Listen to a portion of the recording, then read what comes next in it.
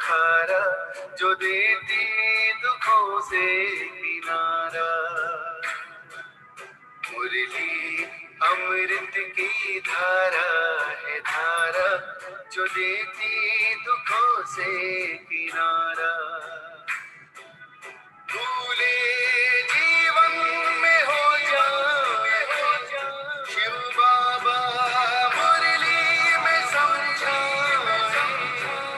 भूले जीवन में हो जाए शिव बाबा मुरली में समझाए।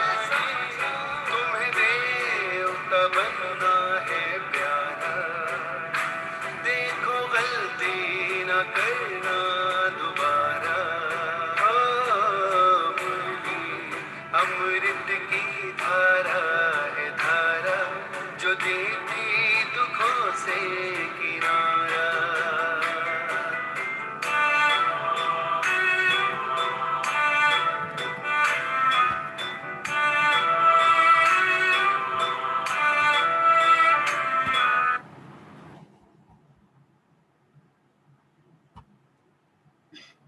ओम शांति। ओम शांति।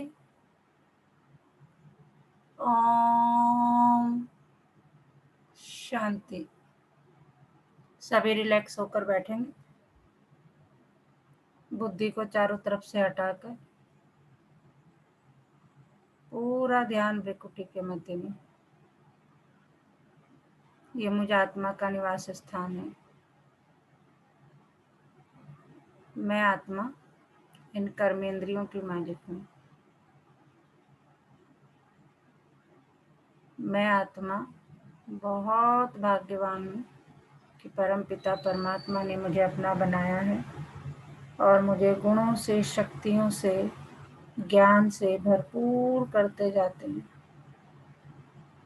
शुक्रिया मेरे बाबा, शुक्रिया मुझे अपना बनाने के लिए, मुझे रोज पढ़ाने के लिए, मुझे पतित से पावन बनाने के लिए। अभी मैं आत्मा अपने परम पिता परमात्मा के महावाक्य सुनूंगी। ओम शांति।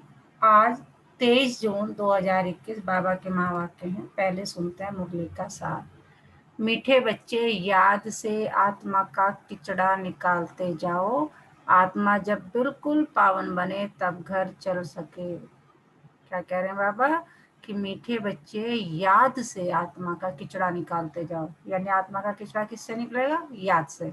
आत्मा जब बिल्कुल पावन बनेगी तब घर जा सकेंगे। प्रश्न 8 का, इस अंतिम जन्म में बाप के किस डायरेक्शन को पालन करने में ही बच्चों का कल्याण है? इस अंतिम जन्म में बाप के किस डायरेक्शन को पालन करने में ही बच्चों का कल्याण है? उत्तर है, बाबा कहते मीठे बच्चे, इस अंतिम जन्म में बाप से पूरा वर्षा ले लो। बुद्धि को बाहर में भटकाओ मत, विष को छोड़ अमृत पियो।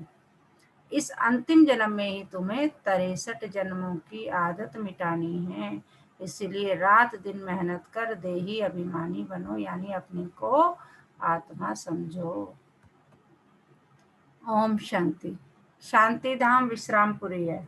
इस दुनिया से सब थके हुए हैं, चाहते हैं हम अपने सुख धाम में जाएं। यह दुनिया अच्छी नहीं लगती। स्वर्ग को देखते हैं तो नरक से दिल कैसे लगे। कहते हैं बाबा जल्दी करो, इस दुख धाम से ले चलो। बाप भी समझाते हैं यह तो छीछी दुनिया है, इनका नाम ही है डेविल वर्ड, नर्क। यह कोई अच्छा अक्षर है क्या? कहाँ डीटी वर्ड, कहाँ डेविल वर्ड। इस डेविल वर्ड में सब तंग हो गए, परंतु वापस कोई जा नहीं सकते। तमो प्रधानता की खाद पड़ी हुई है, वह खाद आत्मा से निकले उसके लिए पुरुषार्थ कर रहे हैं। जो अच्छे पुरुषार्थी हैं उनकी अवस्था पिछाड़ी में अच्छी हो जाएगी। ये पुरानी दुनिया खल्लास हो जाएगी। अब तो बाकी थोड़े रोज हैं। जब तक बाप आकर वापस न ले जाएं तब तक कोई वापस जा नहीं सकते। दुनिया में दुख है ना, घर में भी कोई ना कोई दुख रहता है। तुम बच्चों के दिल में है बाबा, अब हमें दुखों से छुड़ाने आए हैं। जो अच्छे निश्चय बुद्धि है वे बाप की याद को कभी भूलते नहीं।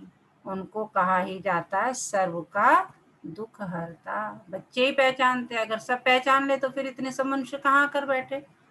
बाबा कह रहे कुछ बच्चे जो सतयुगी आत्माएं हैं वो ही मुझे पहचानेंगे, है ना, और वो ही इस ज्ञान को उठाएंगे। अगर सब पहचान लेंगे तो फिर सतयुग में इतनी आत्माएं, बाबा कह रहे इतने मनुष्य कहाँ जाकर बैठे, ये हो न सके। इसलिए ड्रामा में युक्ति भी ऐसी रची हुई है।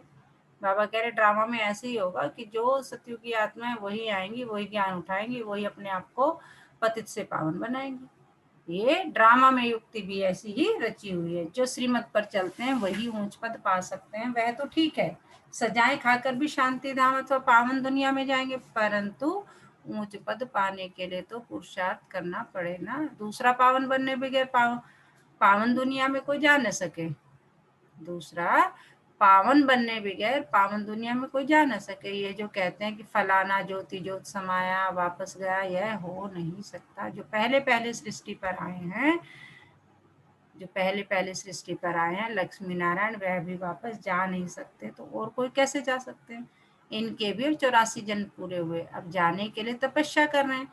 सब पुकारते हैं एक बाप को, ओ गॉड फादर, ओ लिबरेटर। वह गॉड फादर है, दुख हरता सुख करता कृष्ण आदि, और किसको थोड़ी पुकारते हैं। क्रिश्चियन हो मुसलमान हो सब ओ गॉड फादर क्या बुलाते हैं। आत्मा बुलाती है अपने फादर को। फादर कहते तब है जब समझते हैं हम आत्मा है। बाबा कह रहे जब तुम्हें ये ज्ञान हो जाएगा कि मैं आत्मा हूँ, तभी तुम फिर परमपिता परमात्मा को याद करोगे। आत्मा भी कोई चीज है ना, आत्मा कोई बड़ी चीज नहीं है, वह तो एक स्टार है और अति सूक्ष्म है। जैसे बाबा है वैसी आत्मा का स्वरूप है। अब तुम बाप की महिमा करते हो, वह सत्यचित है, ज्ञान का सागर, आनंद का सागर है। तुम्हारी आत्मा भी उनके समान बनती है। तुम्हारी बुद्धि में अब सारे सृष्टि के आदि मध्य अंत का ज्ञान आ गया है, और कोई मनुष्य मात्र में ज्ञान नहीं है। सारा भारत सारी विलायत ढूंढ लो, कोई को भी पता नहीं। आत्मा 84 जन्मों का पाठ बजाती है, 84 लाख तो इम्पॉसिबल है। 84 लाख जन्मों का तो कोई वर्णन ही न कर सके। बाप कहते हैं तुम अपने जन्मों को नहीं जानते हो, हम सुनाते हैं। वह सब सुनते हुए भी पत्थर बुद्धि समझते नहीं कि 84 लाख जन्म हो तो कोई सुना ही कैसे सकते। अभी तुम जानते हो, बाबा कह रहे क्या जानते हो, अभी तुम जानते हो हम ब्राह्मण हैं, हमने 84 जन्म लिए हैं। ब्रह्मा ने भी 84 जन्म लिए, विष्णु ने भी 84 जन्म लिए। ब्रह्मा सो विष्णु, विष्णु सो ब्रह्मा, लक्ष्मी नारायण ही 84 जन्म ले फिर ब्रह्मा सरस्वती बनते हैं।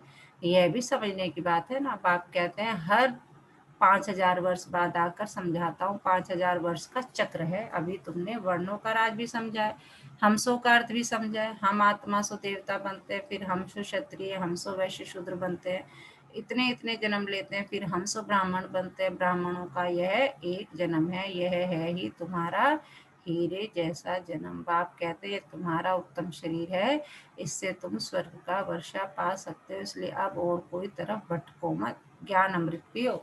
समझ में भी आता है, बराबर 84 जन्म लेते हैं। तुम पहले सतयुग में सतो प्रधान थे, फिर सतो बने, फिर चांदी की खाद पड़ी। एकदम पूरा हिसाब बताते हैं। बाबा कह रहे मैं सारा हिसाब बताता हूँ तुम्हें बैठ के।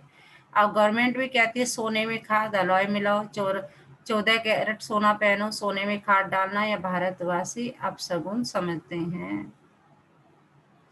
बाबा कह रहे हैं भारतवासी इसको अब शगुन समझते हैं।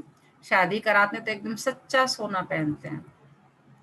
सोने पर भी भारतवासियों का बहुत प्यार है। क्यों? भारत की बात मत पूछो, सतयुग में तो सोने के महल थे, सोने की ईंटें थे। जैसे यहाँ ईंटों की ढेर लगी रहती है, वहाँ सोने चांदी की ढेरी रहती है। माया मच्छंदर का खेल दिखाते हैं। उसने सोने की ईंटें देखी, सोचा ले जाता हूँ, नीचे उतरा तो देखा तो कुछ भी नहीं है। कुछ न कुछ बात लगती है। बच्चियां समझती है अभी हम फिर से स्वर्ग में जाते हैं।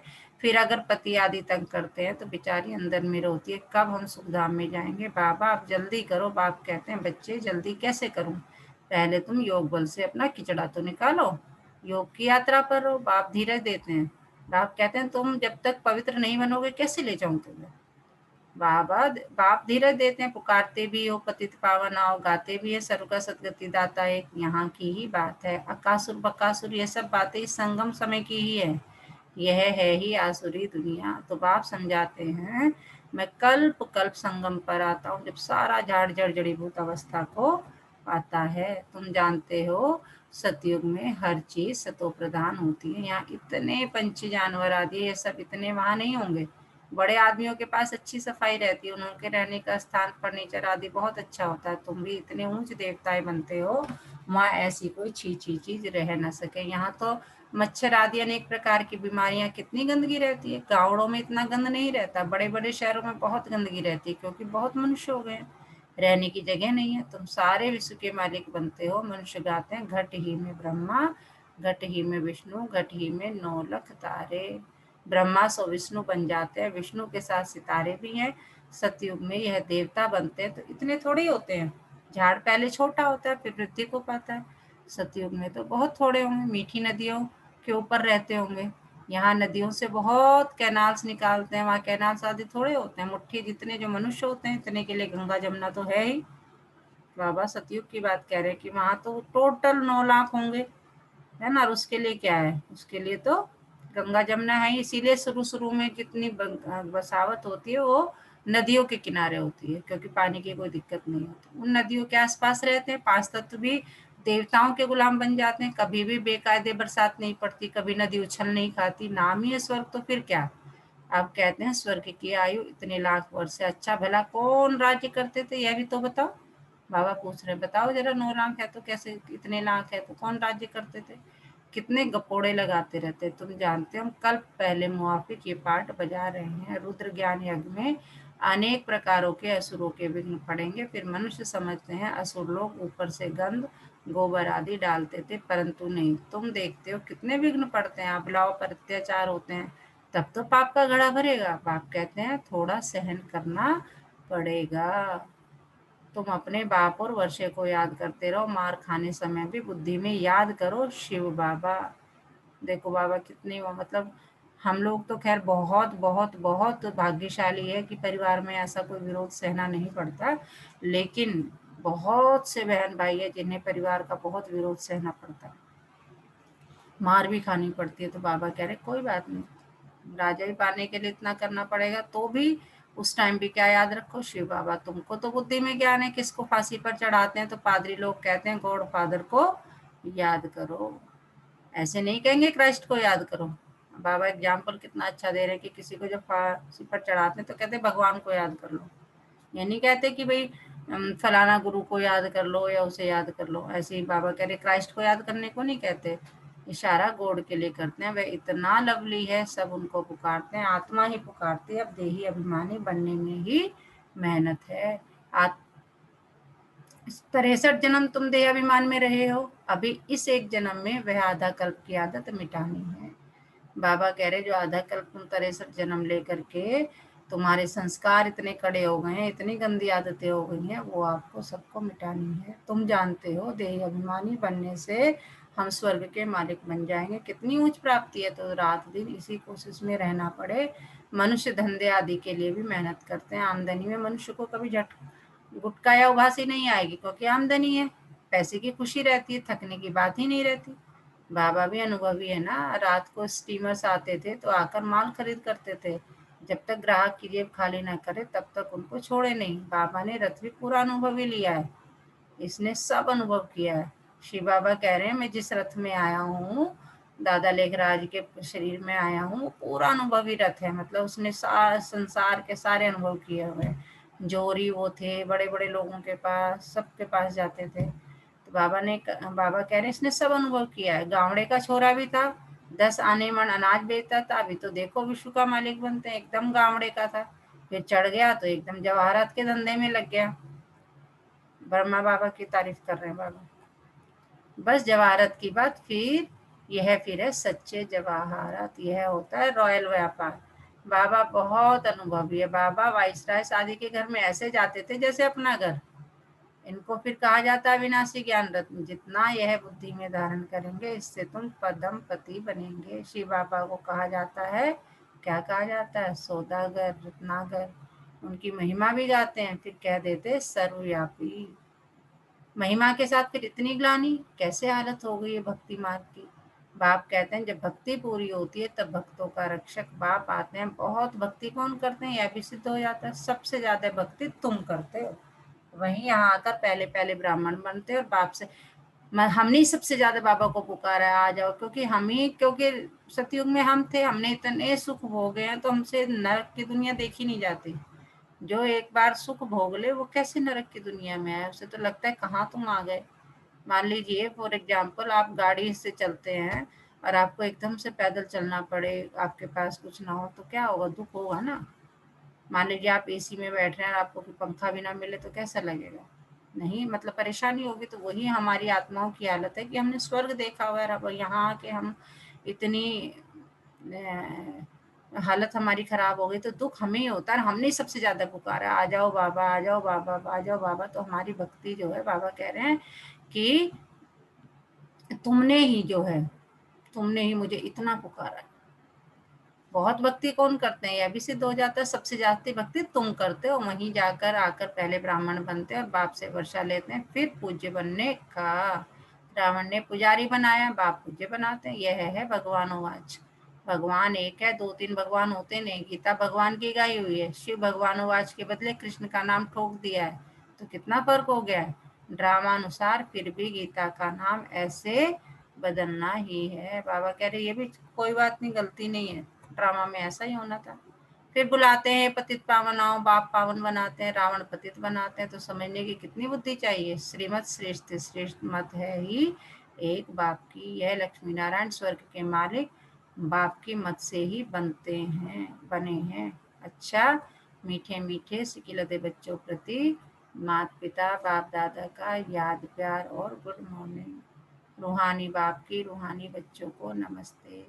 हम रूहानी बच्चों की रूहानी माता पिता बाप दादा को सर्व संबंधों से याद प्यार और गुड मॉर्निंग। नमस्ते बाबा, नमस्ते, शुक्रिया बाबा, शुक्रिया। हमें अपना बनाने के लिए, हमें रोज पढ़ाने के लिए, हमें पतित से पावन बनाने के लिए। हाँ जी, क्या पढ़ाया आज बाबा ने, कौन बताएगा। ओम शांति दीदी। ओम शांति। मैम बहुत अच्छी तरह मुरलियाँ समझ में आ रही हैं, और आज की मुरली तो विशेष है। वो करेंगे यही सिर्फ और सिर्फ यही लास्ट जन्म है हमारा।